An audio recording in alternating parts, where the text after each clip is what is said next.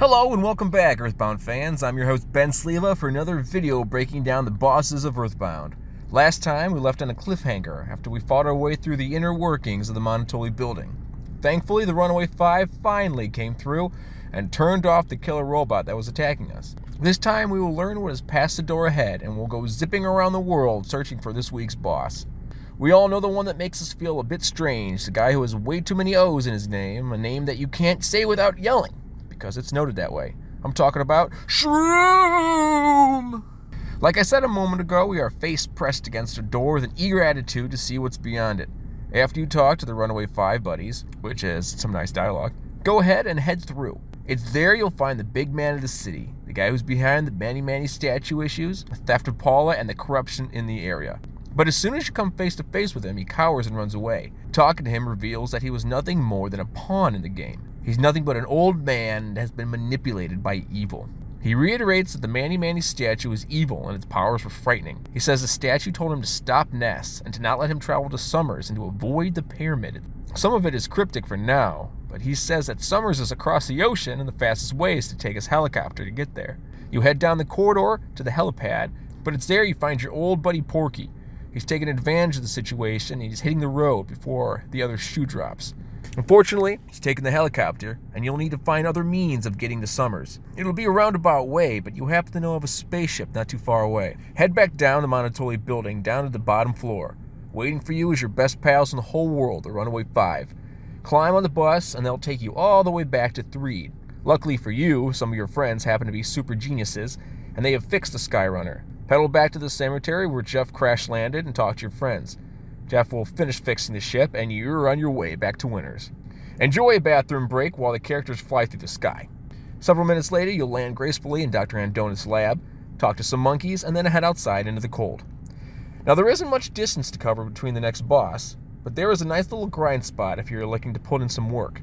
The reason it is nice is that it's right next to the lab, which is a free and instant recovery robot. So grind to your heart's content, or don't. It's up to you.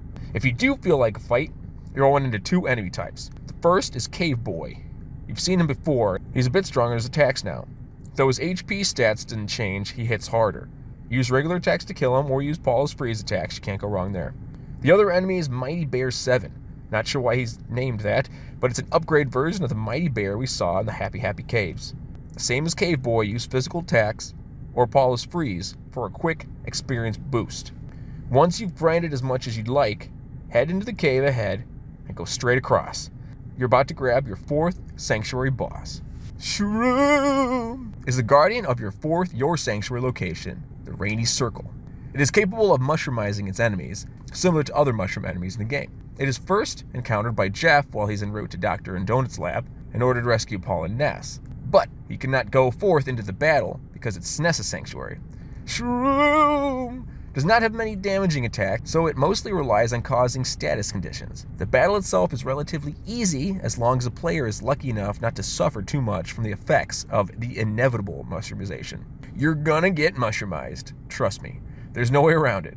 If a character has been shroomed, try to avoid using power attacks like rockin' or big bottle rockets. Shroom can be defeated instantly by flash, but since beta is the highest form you'll have, it's unlikely that the death effect will happen. It'll be tempting to use fire while Paul is mushroomized due to that being its weakness, but it is so risky because if it hits your party, it hits all of them. Shroom shouldn't be too difficult to beat without it. The Earthbound Player's Guide states that Shroom is accompanied by the rambling evil mushroom in battle. However, in the actual boss fight in game, he fights alone. This is either a miss in the game or the player's guide being misleading. Once Shroom is defeated, Ness and his friends may enter the Rainy Circle and record the fourth piece of the melody of the Soundstone.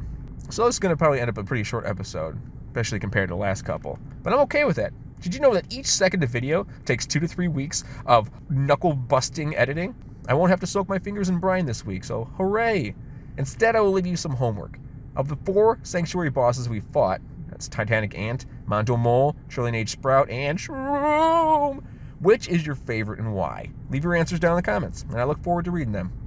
Next week, we'll encounter another sanctuary boss, and it's nice to get them back to back. But this one is nothing to mess with, and I guarantee it'll be a longer video.